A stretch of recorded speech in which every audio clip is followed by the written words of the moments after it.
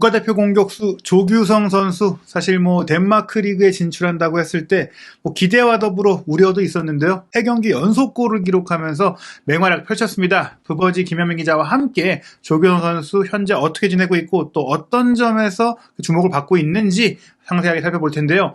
우선 미트윌란 2023-2024 시즌 덴마크 수페르리가 3라운드에서 조금 일격을 당했어요. 예, 링비한테 이제 1대4 대패를 당했는데요. 하지만 이제 조규성 선수 같은 경우는 경기 막판에 교체 투입돼가지고 만회골을 넣으면서 리그에서만큼은 3경기 연속골을 넣고 있습니다. 예, 사실 이 경기 말씀하신 대로 조규성 선수가 선발 출전하지 않았고 거의 패색이 짙은 상황이 들어갔기 때문에 이 패배를 조규성 선수의 탓으로 좀 돌릴 수는 없을 것 같아요.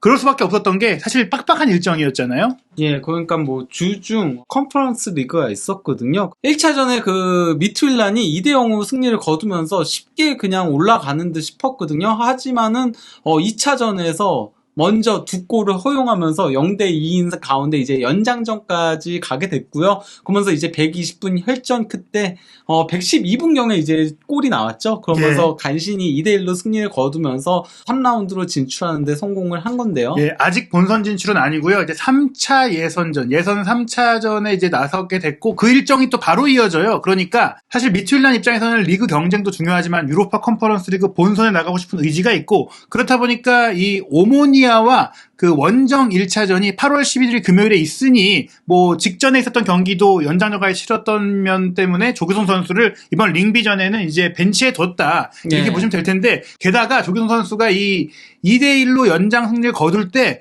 거의 120분을 다 뛴 몇 안 되는 선수 중에 한 명이었거든요. 예, 그러다 보니까 이제 휴식이 필요했다라고 할 수 있겠죠. 예, 게다가 조규성 선수도 이 120분 동안 정말 열심히 뛰었어요. 그리고 활약도 좋은 편이었어요. 그 슈팅 정점은 솔직히 말하면 안 맞았거든요. 이 경기만큼은. 하지만은 그래도 드리블 이후에 시도해가지고 전부 성공시키기도 했고요. 또 이제 패스 성공률도 82%로 준수한 편이긴 했었고요. 무엇보다도 이제 경합을 상당히 많이 했죠. 특히 이제 공중볼 경합을 정말 많이 하면서 7번의 공중볼 경합에서 4회를 승리하기도 했고 또 이제 그라운드볼 경합도 5회를 시도해서 3회를 성공시키면서 총 이제 볼 경합만 12회를 기록을 했습니다. 네, 히트맵을 보시면 아시겠지만 이 전방 공격수인데 이날은 조금 측면 공격수로 좀 표기됐을 정도로 굉장히 폭넓게 움직여주고 수비 가담도 많이 하고 사실 이렇게 많이 뛰다 보니까 0점도 조금 안 맞았을 수도 있겠다라는 생각이 들었었어요. 어찌됐거나 이렇게 조규성 선수가 지쳐있기 때문에 링비전 선발명단에 들지 못한 것도 있고 사실 또 미트윌란 입장에서는 수적 열세를 일찌감치 당하다 보니 이 점도 좀 불리한 요인이었습니다. 예, 안 그래도 선수들이 지친 가운데 경기 시작 6분 만에 센터백인 가르텐만이 그 퇴장을 당하는 악재가 있었던 거였죠. 그러다 보니까 이제 수적 열세 속에서 심지어 또 이제 첫 실점도 페널티킥을 내주면서 그러면서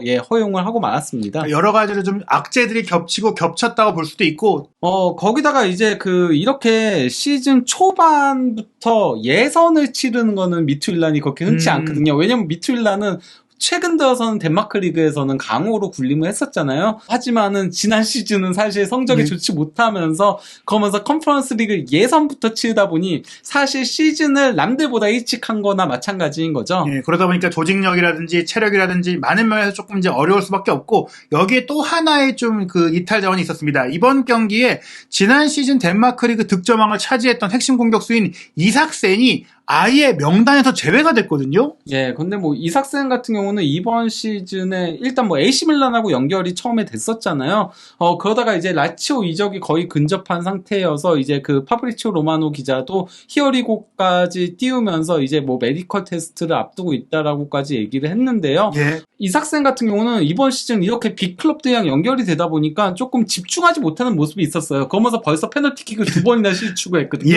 이 선수가. 물론 이 선수가 있었으면 더 좋았겠지만 어찌됐거나 온전히 팀에 몰입하지 못하고 있는 상황이기도 했기 때문에 링비전은 아예 뛰지도 못했고 많은 전력 손실이 있었다. 그럼에도 불구하고 사실 조규성 선수가 81분에 투입이 됐고 사실은 투입되자마자 미트윌란이 한 골을 더 내주긴 했어요. 4대 0이 됐는데 그래도 그 0패를 면하게 했던 마지막 골을 넣었다는 점에서 조규성 선수의 그 의지를 좀 볼 수 있었던 것 같아요. 예, 무엇보다도 이제 슈팅 타이밍이 상당히 좋았죠. 그가 발 빠르게 발을 뻗어가지고 골을 넣는 장면이었는데요. 네, 툭 밀어 넣는 슈팅이었는데 뭐 결국 쉬운 골이 아니었고 또 사실은 이 정도 4대 0 되면은 의욕을 잃을 법도 한데 조규성 선수가 끝까지 좀 달려들었다라는 것. 그랬기 때문에 사실 이 골도 골이지만 그 이날 경기 모든 미틀랜 선수들이 부진해갖고 평점이 굉장히 낮았는데 그래도 조규성 선수는 9분을 뛴 가운데 7.7점 소파스코어 평점이 나오면서 팀 내 최고의 선수로 선정이 됐습니다. 예, 뭐 양팀 다 합쳐도 상당히 높은 평점을 얻은 조규성 선수였는데요. 9분 친구 7.7점이 좀 웃기긴 하죠. 예.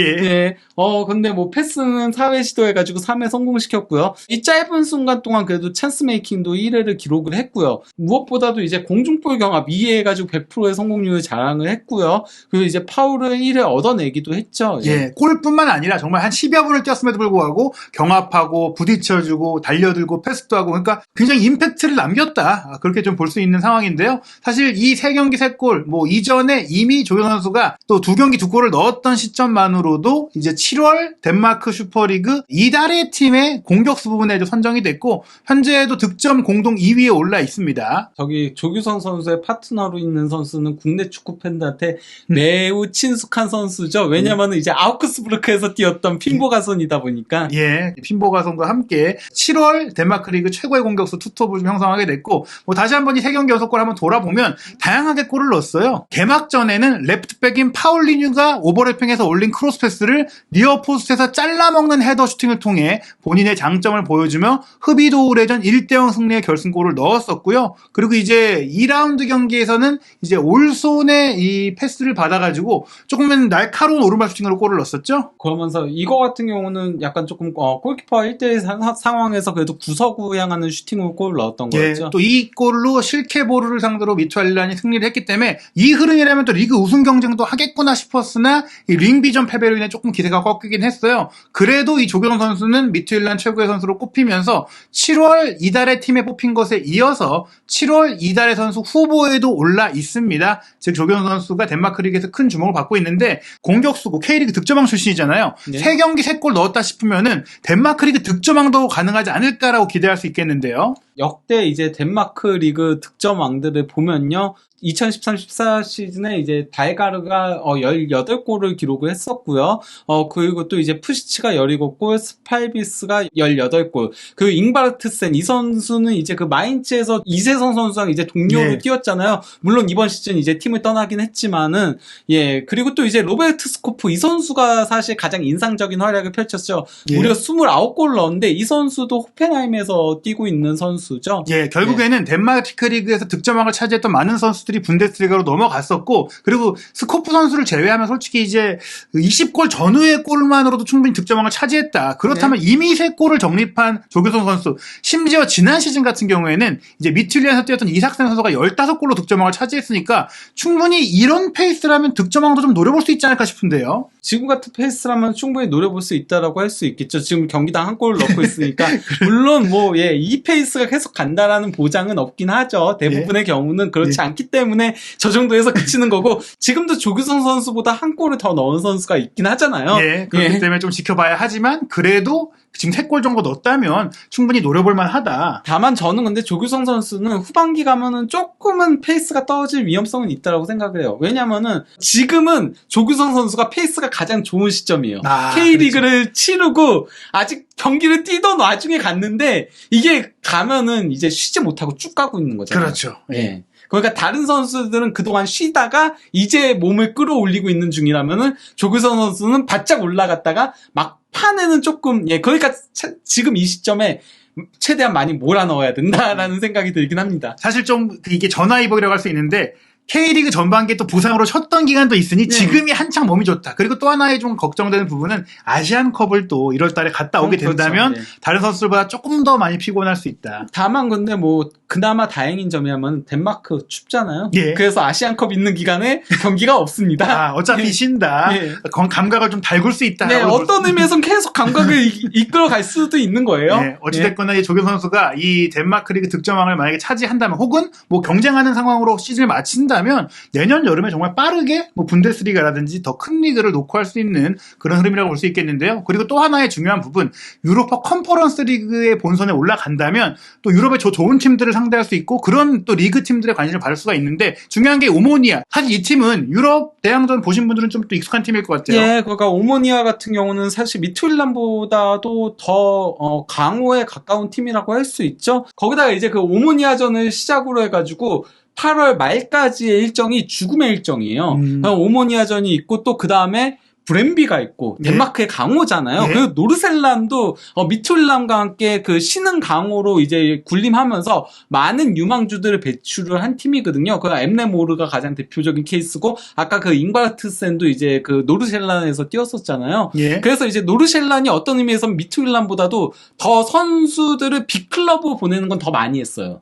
예, 그렇기 때문에 사실은 제가 그런 얘기를 했잖아요. 컨퍼런스 리그 2라운드 때까지만 하더라도 일정이 쉽기 때문에 이때가 컨디션을 끌어올리기에는 적기다라고 얘기했는데 지금은 어떤 의미에서는 죽음의 일정이 반복되기 때문에 조규성의 역량을 확인할 수 있는 시점이 될 수 있다라고 생각을 합니다. 네, 저는 그 토마베리 감독이 오히려 이 링비전에 조규성 선수를 선발해서 쉬게 해준 것조차도 조금 좋게 좀 작용하지 않을까. 그러면 힘들 시점에 좀 한 텀 쉬고 오모니아전 치르고 빅매치에 컨디션을 끌어올릴 수 있으니까요. 예, 그리고 어떤 의미에서는 저것 때문에 좀 아끼고 싶었던 이유도 있다라고 생각을 합니다. 그랬는데 이게 결과적으로는 발목을 잡게 된 거죠. 물론 예. 퇴장도 있고 여러 가지 있고 뭐 악재가 있긴 했지만 어쨌거나 이제 이 오모니아전 잘 치르고 브렘비전 노르셀란전 같은 경우에는 말씀하신 대로 이 덴마크를 대표하는 팀들이니까 어떻게 보면은 유럽 빅리그의 스카우트들도 와서 볼 수 있는 그런 경기들이거든요. 네. 그렇기 때문에 조규성 선수 지금의 페이스 특히 이제 어찌됐거나 팀의 패배에도 본인은 3경기 연속 골을 넣었으니까 자신감을 유지할 것 같아요. 또 앞으로 어떤 활약을 펼칠지 조규성 선수의 유럽 무대 도전 그리고 뭐 사실 지금까지 한국 선수가 유럽 리그의 득점왕을 차지했던 게 2021-2022 시즌 손흥민 선수가 좀 프리미어리그 뭐 예. 대단한 리그지만 너무 가까이에 있어요. 예. 예. 하지만 그게 유일하기 때문에 조규성 선수의 덴마크 리그 득점왕 도전 여정도 굉장히 저희가 살펴보고 분석해드리도록 하겠습니다.